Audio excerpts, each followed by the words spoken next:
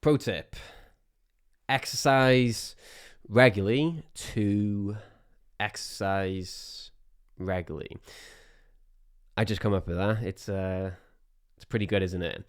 The best way to exercise regularly, bear with me on this, the best way to exercise regularly and maintain momentum is simply by exercising regularly. Now, I know what you're thinking, obviously, Andy, but that's it's much easier said than done.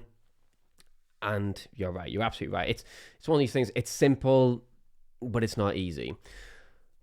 But what we want to do is make exercising regularly as easy as possible while also being outcome based. It needs to be enough to elicit the outcome we seek.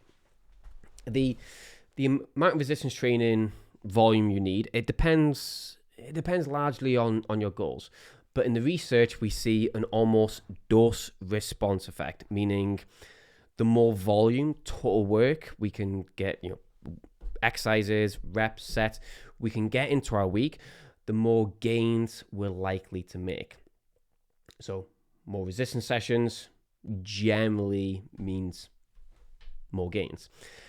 I am not suggesting you should resistance train every day, but I do recommend you do at least three. I recommend you train at least 3 times, do resistance training at least 3 times per week, and I'd actually fill the gaps in the week with other forms of exercise. So this could be a dog walk, it could be a 20-minute run, or even like a 15-minute HIIT session. If you're one of these people who enjoy doing burpees in your living room, that's absolutely fine. The point is that we're exercising regularly. Exercising regularly has many benefits, but I would say the 3 major benefits are: 1, it means throughout a week, month, or year, you're going to get better results than you would have if you trained less. Whether that's fat loss or muscle building, you're going to get better results by training more frequently. It's an obvious one, isn't it? 2 is it makes exercise part of your routine, which means you never have to dread it or feel like you need to get back on it. It's just part of your routine. It's just what you do, like brushing your teeth. And 3, which is similar to my previous point, where we're able to more effectively maintain momentum.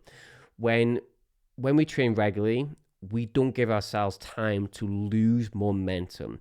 When we lose momentum, we often need to rely on motivation to regain that momentum. And motivation is it's a fickle thing. It's a finite resource. We never want to rely on it.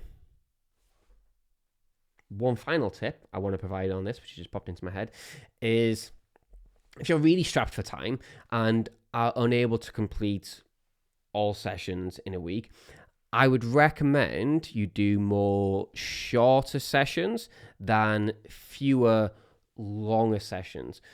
For example, let's say you've got 4 40-minute sessions to do in your week. It's much better to cut those 4 sessions in half and do 4 20-minute sessions than it would be to do 2 full 40-minute sessions.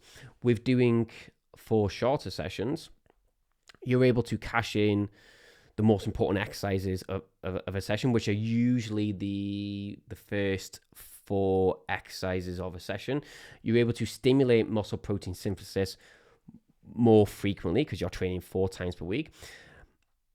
You're able to more effectively manage fatigue compared to doing the longer sessions where naturally is going to be more fatigue. And therefore, you're likely to get a greater weekly total volume. So weight times reps times sets.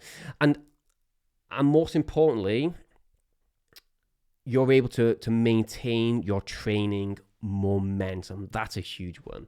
You want to strive for consistency, not perfection. Be consistently good rather than occasionally great.